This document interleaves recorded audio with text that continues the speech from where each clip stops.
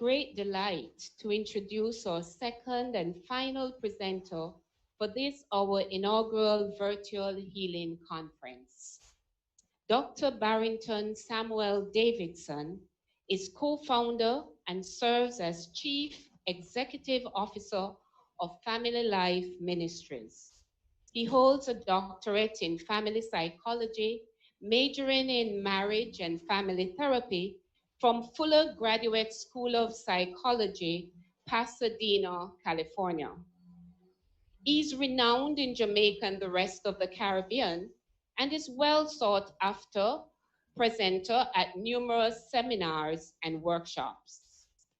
For nearly 40 years, Dr. Davidson has been counseling with couples, adults, adolescents, and families, assisting them in resolving personal and relational problems.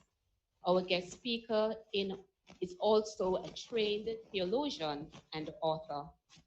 To date, he has authored a noted premarital counseling manual, Before I Say I Do, and co-authored 3 books: Healthy Families, A Caribbean Perspective, Answers to Questions Parents Ask, and Questions on Love, Sex, and Marriage. Dr. Davidson is a consultant to the executive team of the Jamaica Psychology Society and sits on the board of Back to the Bible broadcast. As a dedicated Christian and father of 3 adult daughters from his 47 years marriage to Beverly, they now boast the title of grandparents to 7 grandchildren. I'm sure from this abridged profile of Dr. Davidson's life and accomplishments, you are beginning to see why the Healing Conference Committee selected him as an ideal presenter on our topic, Healing Relationships. Lord, we need a word from you. Please help me welcome in true virtual style with a wave or typed hello, my colleague, Dr. Barrington Barry Davidson.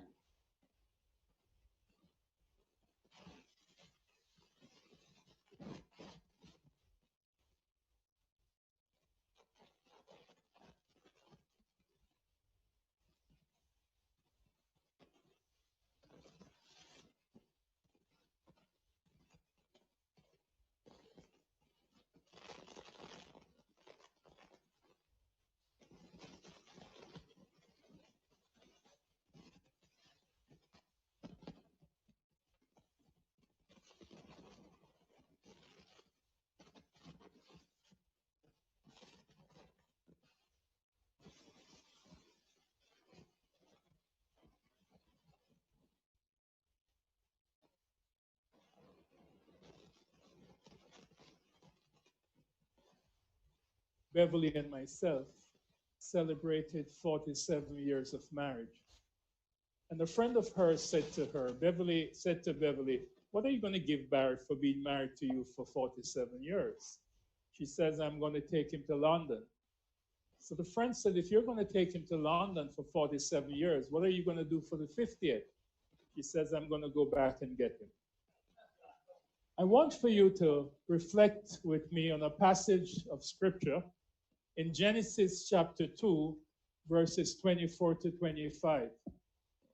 This passage is the first time in the scripture that we're seeing anything about marriage. And this is what it says. For this cause, a man shall leave his father and mother, which suggests severance, and shall cleave to his wife, which suggests permanence, and they shall become one flesh, which suggests unity. And the man and his wife were both naked and were not ashamed, which suggests sexual intimacy. I'd like to suggest that severance or leaving means to stop being dependent upon your parents. You are now dependent on each other, and so you are now interdependent. Leaving is to be done in the context of loving and respecting one's parents. One of the challenges that faces marriages today is that there are stresses. Frequently, the stresses in a family come because the husband and wife are not getting along. Someone has suggested that a healthy marriage is at the same time both demanding and very rewarding. As a husband and wife, two adults have the challenge of merging their separate lives into an intimate, complex union which the Bible describes as good and honorable. In Proverbs 18, verse 22, we read, "Who finds a wife finds what is good and receives favor from the Lord." Mergers, my friends, are not always smooth. However, often there is disagreement, distrust, and misunderstanding before two parties begin to function as a unit. I would like to share with you some of the reasons why marriages are experiencing difficulties, reasons for marital stress. The reasons for marital stress and family stress are both numerous and complex, but someone has suggested that there are some common problems. And I'd like to focus on what I regard as some of the common problems. One, faulty communication. Then there is what we call immaturity. Then failure to take marriage seriously. And finally, unhealthy needs fulfillment. Marriage counselors consistently report that couples who are not getting along or unable to communicate, they're not getting along because they're unable to communicate effectively. And as a result, we find that quite often the message that is being sent is not the message that is received. Let me give you an example. A wife looks at her husband and she says, "Darling, come here." But what the husband hears is, "Come here." And that reminds him of what his mother used to say to him when he was a boy. And so he thinks now that his wife is treating him like some boy, and so it causes major problem because what he's hearing is not necessarily what she's saying. She's saying, "Darling, come here." But he doesn't hear the darling, he hears, "Come here." And it causes him to get very upset, and it becomes a real major problem in the marriage. To improve communication, the partners must learn to transmit clear message and to listen carefully. Another reason why marriages are in trouble is due to what we call immaturity. Very often, couples begin marriages with unrealistically high expectations. And that happens sometimes because, a young man getting married might want his wife to treat him the same way his mother did. And so he leaves everything hanging outside, leave things on the floor, leave things, take off his shoes, his clothes, leave it sit, and expect that his wife should take up after him just like how his mother did. In other words, what he wants from his wife, he wants a wife to mother him just like how his mother did.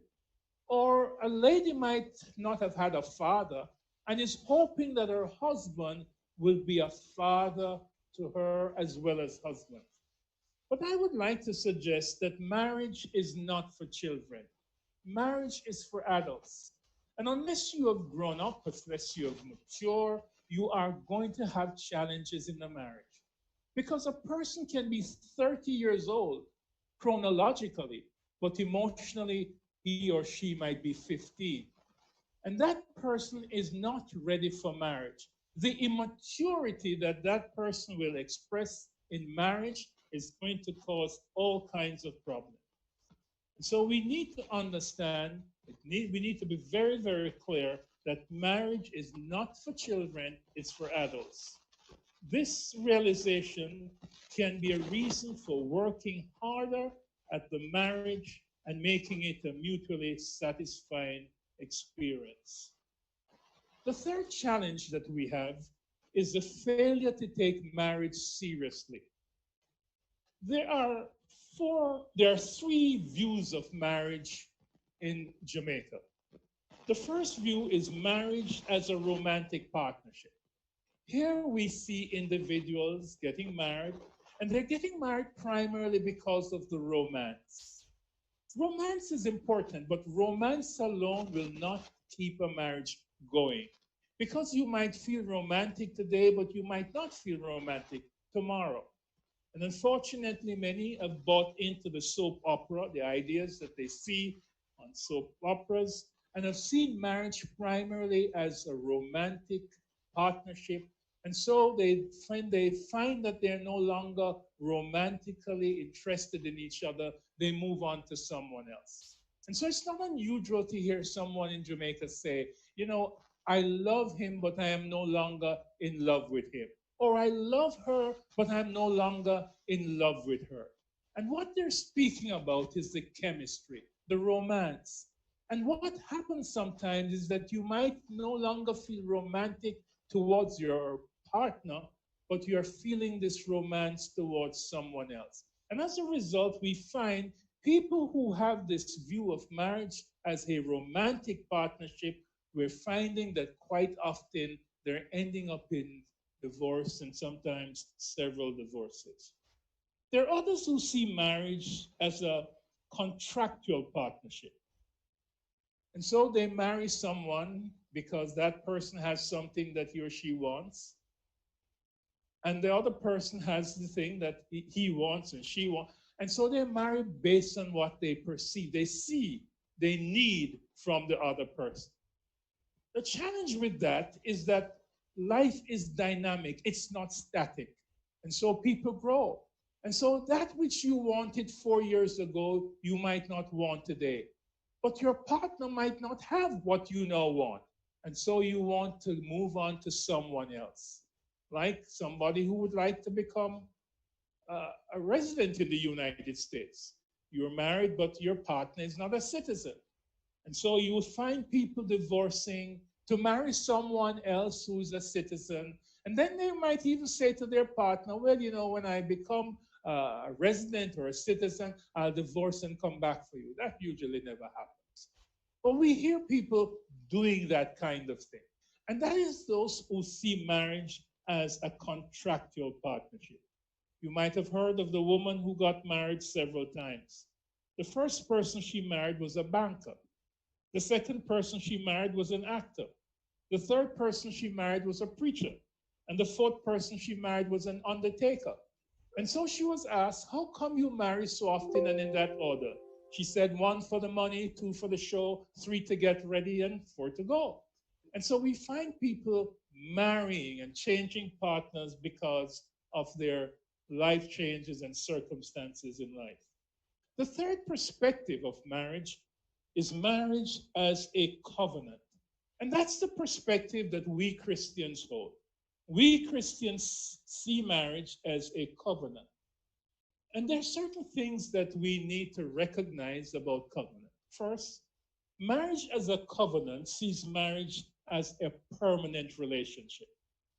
We need to recognize that when God brought Adam and Eve together, he didn't say to Adam, Adam, if Eve doesn't work out, I'll give you Yvette. No, he didn't do that. He wanted Adam and Eve to remain until death do us part. The second thing to recognize about marriage as a covenant is that marriage as a covenant can be a harmonious partnership. But in order for harmony to take place, there need to be mutual love and mutual commitment. The Bible says, husbands, love your wife. But love involves submission. The Bible says, wives, submit to your husband. But a wife submits because she loves. And so it is mutual love and mutual submission. The husband demonstrates his love by submitting, and the wife demonstrates her submission through loving. Mutual love and mutual submission. So hence we have harmony in that sense.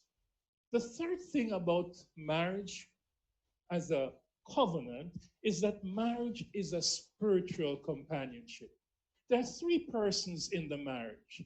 There's Jesus, there's the husband, and there's the wife. And so marriage then looks like a triangle. At the apex, it's our Lord. At the two angles at the bottom is the husband and wife. And as they grow in Christ, as they demonstrate growth and development in Christ, they end up becoming closer to each other as they get closer to the Lord. I would like to suggest that according to the Bible, marriage is a lifelong relationship between two people. In the Caribbean, people who wish to avoid the legal hassles of marriage and divorce simply live together without ever getting married. But that's not God's ideal. God intends for marriage to be a covenant. The fourth reason, and I believe this is the most problematic of them all, the fourth reason why marriages are failing is that in any successful marriage, the participants will have certain needs fulfilled. Most psychologists and counselors have recognized when a person is in a marriage where their needs are not being met, the marriage becomes extremely vulnerable for dysfunctionality. There are 5 primary needs of a wife, and the 5 primary needs of a husband and a wife are so important that one counselor has defined a happy marriage as one in which there is a high degree of mutual need satisfaction, and an unhappy marriage is one with much needs frustration. I'd like to focus on these 5 primary needs of a wife, which I think are crucial if we are going to have a healthy marriage. The first need that most wives have is the need for affection. And by affection, women don't just mean sex. They mean to be made to feel valued, to be made to feel cared for, to be made to feel of worth, to be made to feel significant, to be made to feel important in their husband's life. You see, affection symbolizes security, protection, comfort, and approval. It's an important commodity in a wife's eyes. And so when this is missing, it makes a wife vulnerable.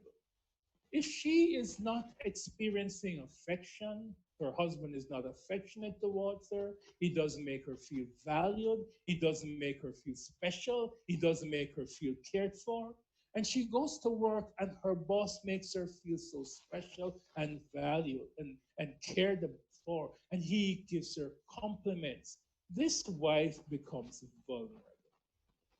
Because affection is so important. For a wife, affection is much, much more than sex. The second need that most wives have is the need for conversation. And there are some what we call enemies of good conversation. An enemy of good conversation is using conversation to punish each other, or using conversation to force agreement to your way of thinking, or dwelling on mistakes of the past. These are enemies of good conversation. But then there are what we call friends of good conversation. Developing interest in each other's favorite topics can be a friend of good conversation. For instance, we know that men like to talk about sports and they like to talk about cars. So a wife, if she gets interested in sports and cars, can have a very great, good, ongoing, good conversation with her husband. We know that women like to talk about clothes and children, and they like to do shopping, and they like to make sure that the things around the house are being taken care of, and things that needs to be fixed must be fixed, and so on. And so if a husband gets involved in these kinds of discussion, it certainly will help for good conversation. And so it's very important to understand that conversation is crucial for a wife. But there are 3 things that we need to know about conversation. For a woman, conversation involves information. She would like her husband to share with her what's happening in his life. So he comes home and she says, "How was your day?" He says, "All right." "What happened?" "Nothing." But she wants to hear much more than that. She wants to hear what happened during the day. Because if her husband can share with her for half an hour, he just gave her the permission to share for an hour or more. And she would like to do that because she wants to talk about the children and all the other things that's happening. So, from a woman's perspective, conversation involves information. But it not only involves information, it also involves investigation. And that's an investigation of her feelings.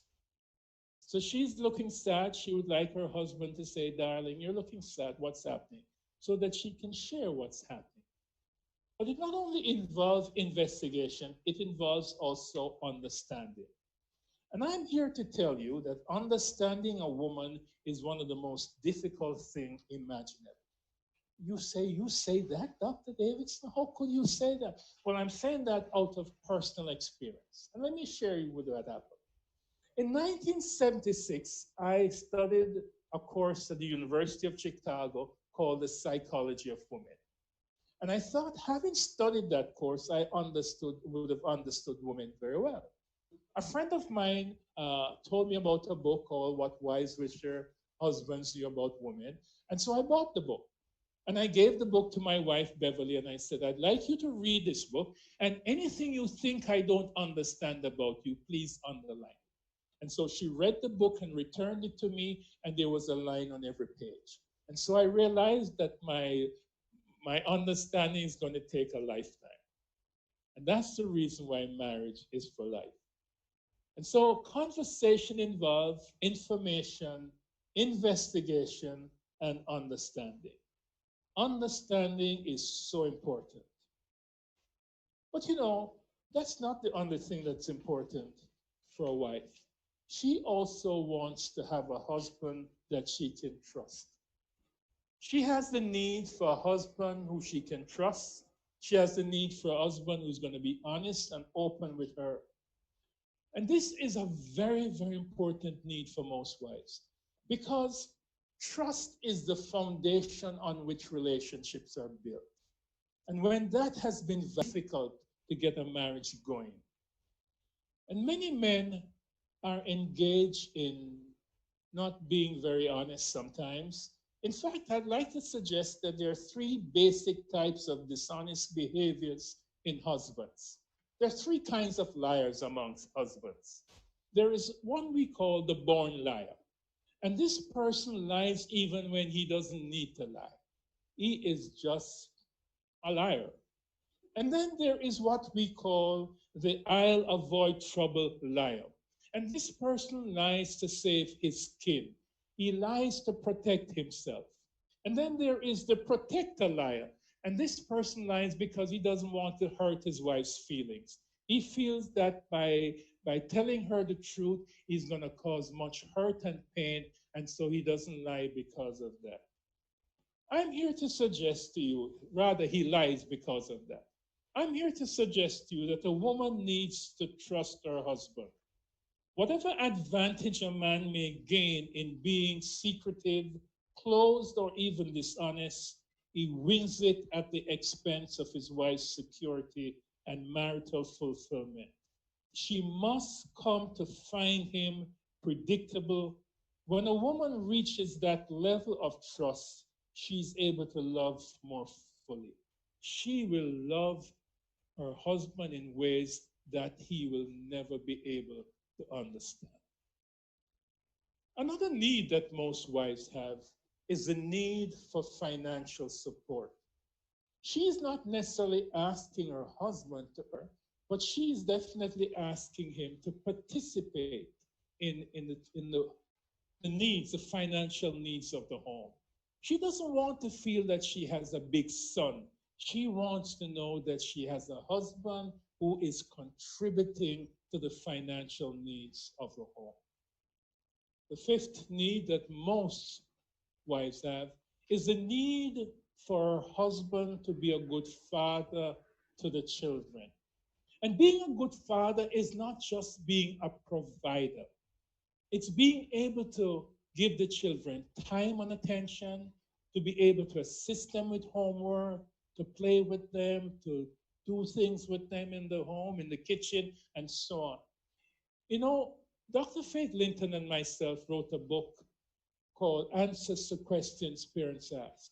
And in this book, we help fathers to know how they can be effective fathers, how they can be good fathers to their children, by not just being providers, but being able to give time and attention and being able to be there for their family and particularly their children.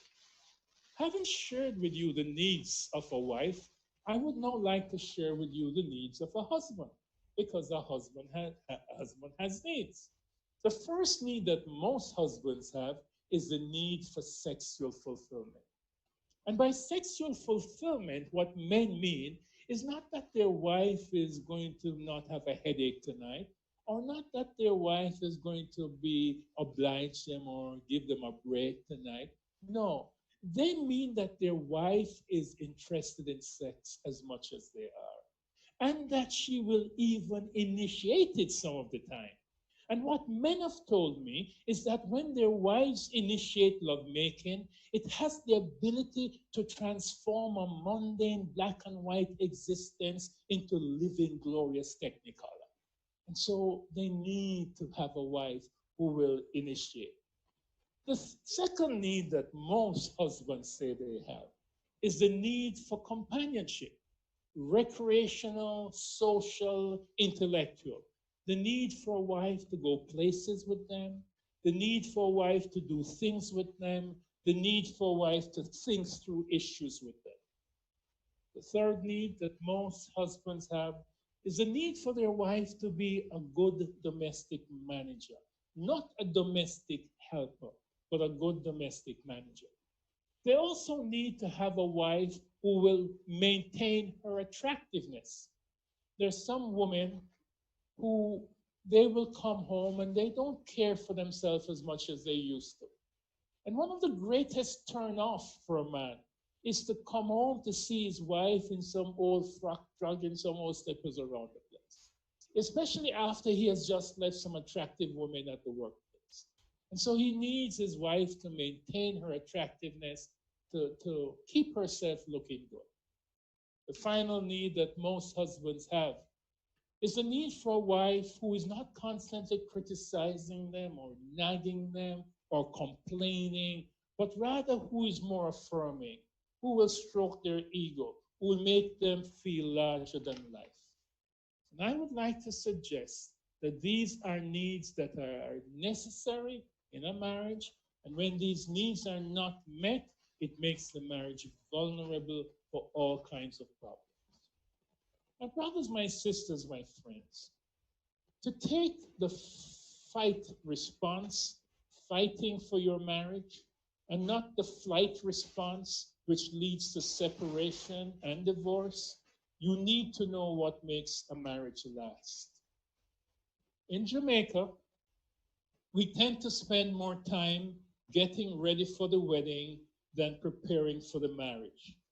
As a result, many beautiful wedding days are followed by years of misery or at best minimal happiness. I'm therefore going to share with you what makes a marriage last from a survey that was done in Jamaica, interviewing people who had been married for 45 years and over. The first thing we discovered from this survey was that shared values were important. Similar values, having the same social and or religious background. You know, the Bible speaks about this. In Amos chapter 3, verse 3, we read, "Can two walk together except they be agreed?" It's very important, and we learned this as we interview these couples, that it is extremely important for couples to have a similar value system, to share the same values, to have same belief, especially a similar worldview. Your worldview need to be the same. And it should be, if one is a Christian, the other ought to be. It's important that you share a common faith.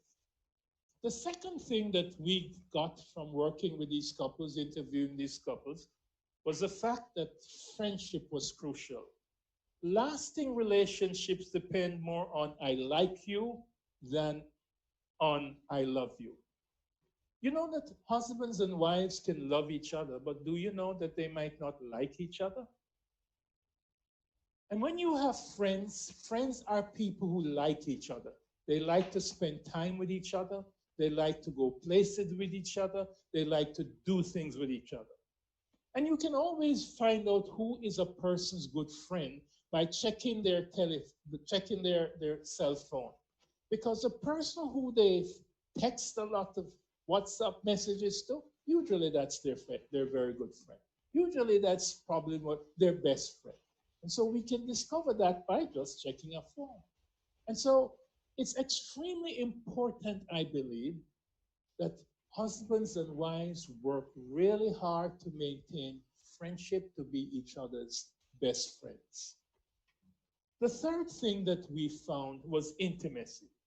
Intimacy involves listening, and listening is the language of love. Happy couples encourage intimacy through praise and mutual reinforcement. There are 5 levels of communication. The first level is called cliche.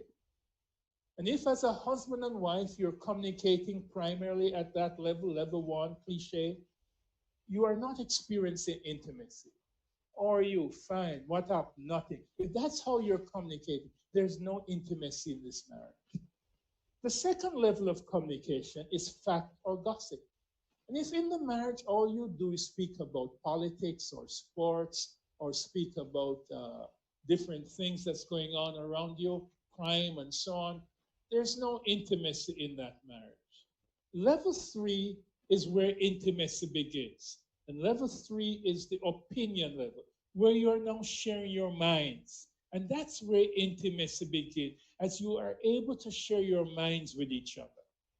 The fourth level of communication is the feeling level, where you share your feelings towards each other. And that's where intimacy increases.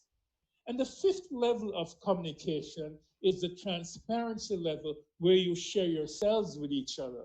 And that's where intimacy maximizes. And this is very important for husbands and wives to be able to sit around a dining table and to talk and to share and to experience a tremendous amount of intimacy, and even to talk about their experiences with their Lord. The fourth thing that we found that was crucial for marriage to last is for husband and wife to fight fair. In other words, every marriage has conflict. All marriages have conflict. It is not the conflict that makes the marriage bad, it is how we handle the conflict.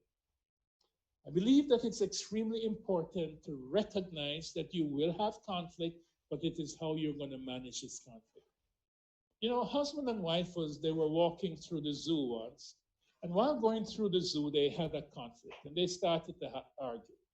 And just when they were about to pass the cage with the gorillas, the husband looked at his wife and says, any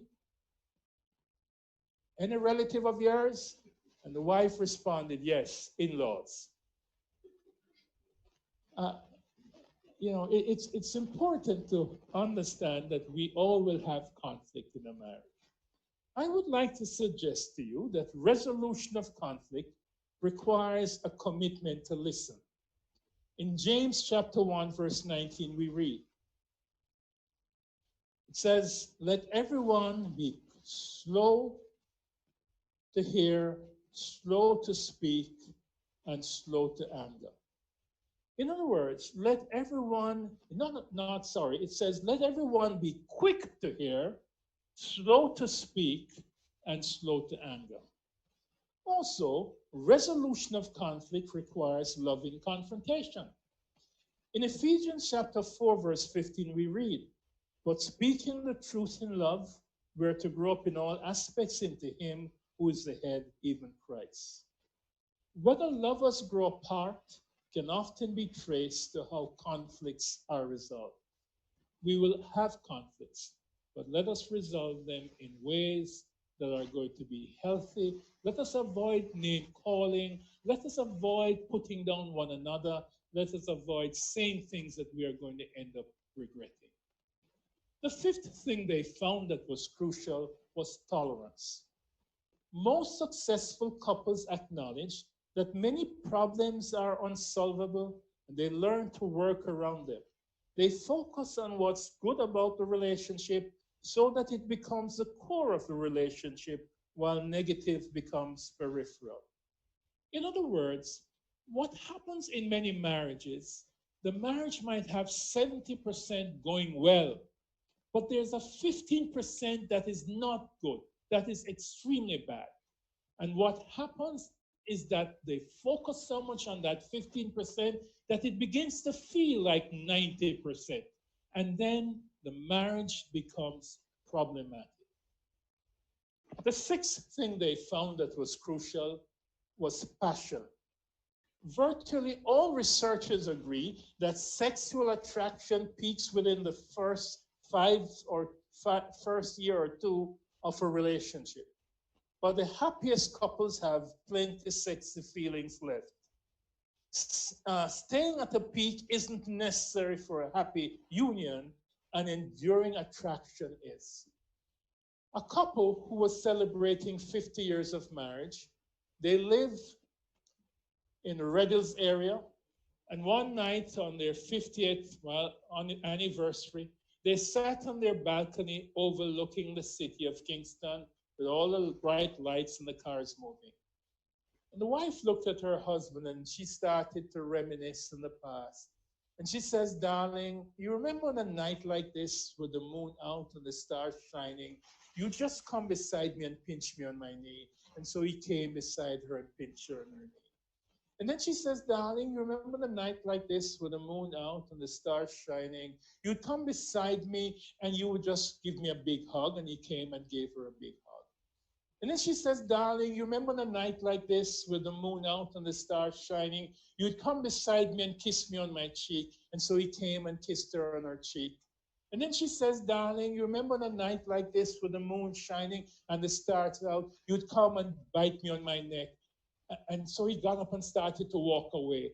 And she says, honey, where are you going? Why are you going away? Why are you walking away? He says, honey, I'm just going to get my teeth. Passion. Passion. Staying at a peak isn't necessary for a happy union. An enduring attraction is.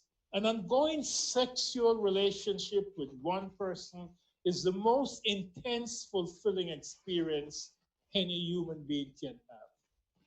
The seventh thing they found was equality.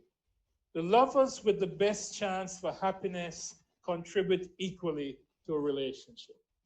I would like to suggest to you that marriage is about giving, not getting. And so it's important for husbands to be giving to their wives and wives to be giving to their husbands, because if both people are giving, then both people are going to end up getting. Marriage is about giving, not getting. And we will experience equality when both husbands and wives are committed to be giving to each other. When one person is giving and the other person is a taker, then that person is going to feel used, they're going to feel taken advantage of, they're going to feel exploited. Marriage is about giving, not getting. The eighth thing that they found was crucial was trust. The feeling of love may wax and wane during a relationship, but trust is a constant. Infidelity is the most devastating betrayal of trust a couple can experience.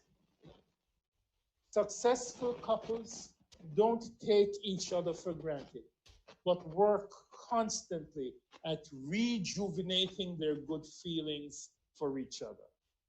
The most satisfied couples put the thought and energy into the relationship than they put into their children or career.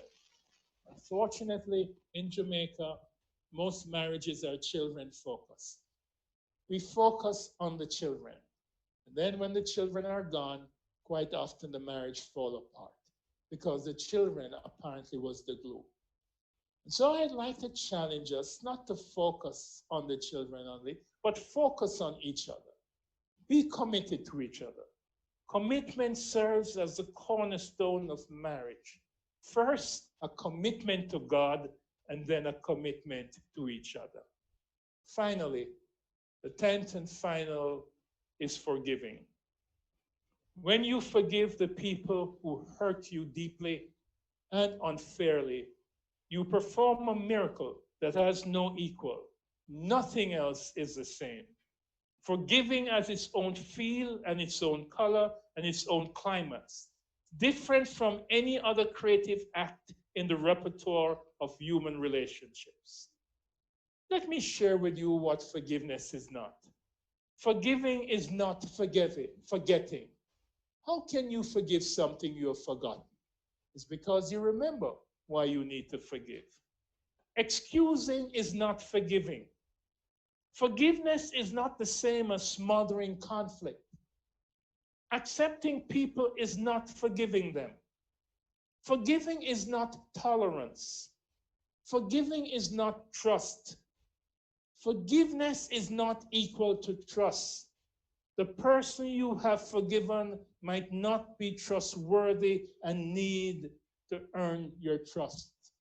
If a husband is beating up his wife, that wife cannot afford to have that husband in that same space that she's in, because next time it might be fatal.